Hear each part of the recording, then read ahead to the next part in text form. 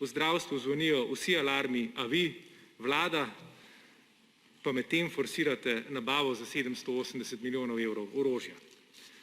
Razumem, da boste danes glasovali proti posvetovalnemu referendumu, kajti kako bi politično izbiro razložili ljudem? Kako bi razložili recimo tisti Kranjčanki, ki je zadnjič zaradi kolapsa zdravstva 9 dni čakala na diagnozo in poseg ob vnetju slepiča, kar bi moralo biti rutinsko, ona pa je skoraj umrla. Slovenka v letu 2020. Kako boste razložili, da je prioritetno nabaviti za 780 milijonov evrov orožja mlademu zdravstvenemu tehniku, ki je ta vikend v zapisu na socialnih omrežjih opisal, kako oblečen v skafander, oblepljen z oblepljenimi vsemi odprtinami, ne more niti jesti, niti piti, niti na WC, v nemogočih razmerah na covid oddelku dela ves prepoten po 12 ur na dan, za namenček pa si mora sam plačati parking pred UKC-jem. Kako boste razložili, da ni denarja za njegov parking, imamo pa 780 milijonov evrov za orožje? In ne nazadnje, razumem, da nočete referenduma, kajti kako boste vaše prioritete razložili vsem, ki bodo v prihodnjih mesecih utrpeli številne osebne tragedije, ker bodo zaradi odpovedi preventivnih storitev v zdravstvu prišli pozno, morda prepozno, do ustreznih diagnoz.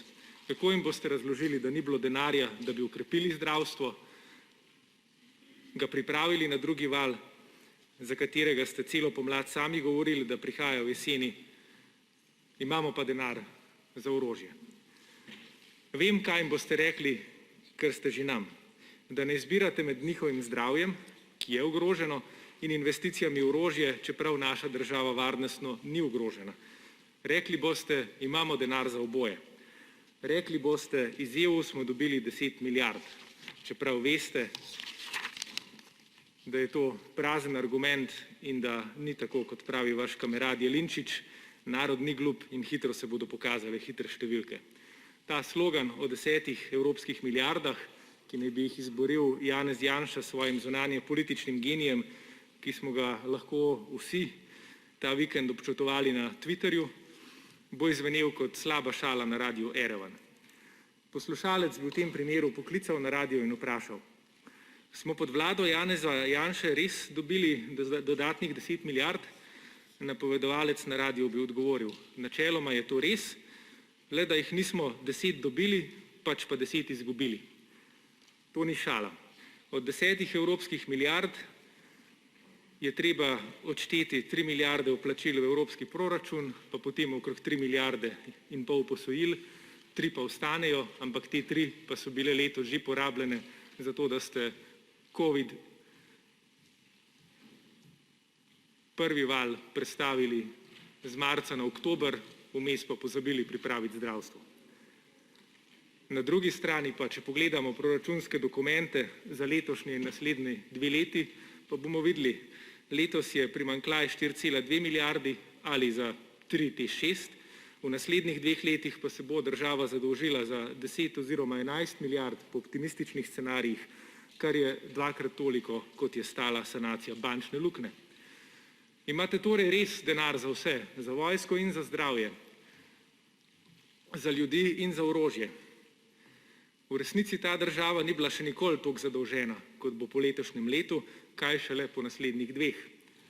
Pogovarjamo se o državnem dolgu v znesku 100% BDP. In ob vseh težavah, ki jih ta država ima, ste na prvo mesto postavili nabavo za 780 milijonov evrov orožja. Da se razumemo, zakaj nasprotujemo tej investiciji. Ta denar ni le nesmiseln, pač pa je za to državo popolnoma izgubljen. Z njim bomo kupili orožje pri tujih dobaviteljih, niti evro od teh 780 milijonov ne bo investiran v Sloveniji, zato doma ne bo izgrajen niti meter ceste, železnice ali stanovanja. Popolnoma razumem, zakaj vodilne članice NATO na čelu ZDA tako pritiskajo, naj drugi povečajo izdatke za orožje. One imajo ogromno vojaško industrijo, ki živi od takih naročil. Za države proizvajalke orožja je teh 780 milijonov v kriznih časih v bistvu pomoč iz tujine. Kot bi zdaj nekdo v naša podjetja investiral 780 milijonov za ohranjanje delovnih mest, investicij, dobičkov. A z vidika našega gospodarstva pa je to najbolj nesmiselna potrošnja, kar si jo lahko zamislite. Kot rečeno, niti evro ne bo ostal v Sloveniji, razen tistega, kar si bo kdo odrezal s korupcijo, ne pozabimo na Patrio. Vem, kaj bo vaš naslednji argument, da na teh 780 milijonih stoji in pade Slovenska vojska. Ampak poglejmo številke. Slovenska vojska prejme 0,5 milijarde letno in tega denarja nihče ne jemlje. Tega denarja se ne dotikamo. In čez 0,5 milijarde na leto ne more preživeti, kljub temu, da živimo v mirnih časih, obdani samimi prijateljskimi državami, 3 so članice Nata, 1 je pa nevtralna, potem je nekaj narobe z upravljanjem Slovenske vojske, ne pa z njenimi financami. Za vojsko damo v deležu BDP več, kot recimo da sosednja Avstrija. In dalje, povejte mi, kdo nas ogroža, pred kom naj bi nas branilo to orožje, ki ga kupujete. Vlada se nekako trudi s telim spinom. Zadnjič ste na Svetu za nacionalno varnost nekako prikladno združili obravnavo epidemioloških razmer in nezakonitih migracij, s čimer ste precej nesramežljivo izpričali perspektivo, po kateri narodu, ki je telo, grozi okužba od zunaj. Pravim nesramežljivo, ker veste, take ideologije smo skupaj 60 milijoni žrtev, ki so jih povzročile, pokopali leta 1945. Drug sovrag, ki se zadnje čase pojavlja v nagovoru in ideologiji Nata, pa je, da se kupuje to orožje, ker je pred vrati Kitajska.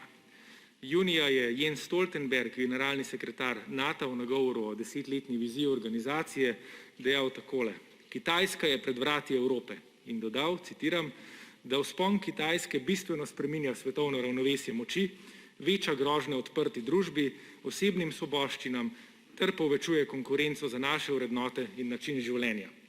Na to moram takoj dati 2 odgovora.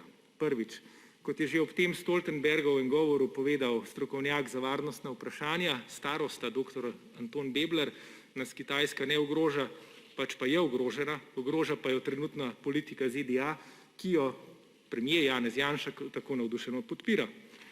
In drugič, Kitajska v svojih strategijah nima nikakršnih ekspanzij, niti ne povečuje svojega deleža izdatkov za vojsko. Ti skozi leta ostanejo konstantni na okrog 2% BDP, kar je relativno pol manj od ZDA, v absolutnih zneskih pa 3-krat manj. Izdatki naraščajo le toliko, kolikor raste njen BDP. In drugič, zanimiv je argument, da Kitajska, citiram, veča grožnje odprti družbi in osebnim svoboščinam. Nikjer nisem videl Kitajcev, da bi grozili našim medijem, ali pa Kitajcev, ki bi na cesto metali naše nevladne organizacije, žugali s prstom našemu pravosodju ali krčili osebne svoboščine v Sloveniji, recimo prepovedali referendum. Nasprotno pa, vsak dan, ko odprem Twitter, vidim, da to počnete vi in vaš predsednik vlade. Nenazadnje danes razpravljamo o temi, kjer se boste zopet postavili proti odprti družbi. Eno od njenih temeljnih načel namreč je, da se o stvareh odloča javno in da o tako pomembnih stvareh, kot je na primer investicija, največja investicija v mandatu neke vlade, težka 780 milijonov, mora imeti besedo javnost. Mi se pa tukaj pogovarjamo med tem, ko je praktično država popolnoma zaprta, referendum pa boste prepovedali. Danes boste govorili, da je to draga anketa, kar je posmeh demokraciji. Ko bomo prišli do obravnave zakona in do zakonodajnega referenduma, pa ste na vladi že na zalogo sprejeli sklep, da boste uporabili spremenjen zakon o referendumu in ljudski iniciativi, s katerim ste si že zagotovili, da lahko enaka večina poslancev kot nek zakon izglasuje, hkrati še razglasi, da referendum v tem ni dopusten, da ga ljudstvo kljub ustavni pravici ne more zavrniti. To ste uvedli pred par meseci z izgovorom, da bo to varovalka, da ne bi kdo na referendumih izpodbijal nujne pomoči gospodarstvu in ljudem med epidemijo. Zdaj pa pol leta kasneje to uporabljate za nabave orožja, ki si jih ne upate braniti med ljudstvom.